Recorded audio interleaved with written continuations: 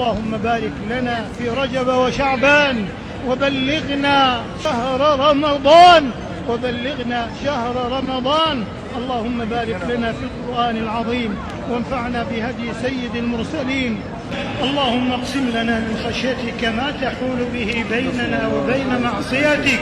ومن طاعتك ما تبلغنا به جنتك، ومن اليقين ما تهون به علينا مصائب الدنيا، ومتعنا بأسماعنا وأبصارنا وقواتنا ما أبقيتنا، واجعله الوارث منا، واجعل ثأرنا على من ظلمنا، وانصرنا على من عادانا، ولا تجعل مصيبتنا في ديننا، ولا تجعل الدنيا أكبر همنا ولا مبلغ علمنا ولا إلى النار مصيرنا، واجعل الجنة هي دارنا، ولا تسلط علينا بذنوبنا من لا يخافك فينا ولا يرحمنا. اللهم إنا نسألك من الخير كله عاجله وآجله ما علمنا منه وما لم نعلم، ونعوذ بك من الشر كله عاجله وآجله ما علمنا منه وما لم نعلم، ونسألك من خير ما سألك منه عبدك ورسولك محمد صلى الله عليه وسلم وعبادك الصالحون،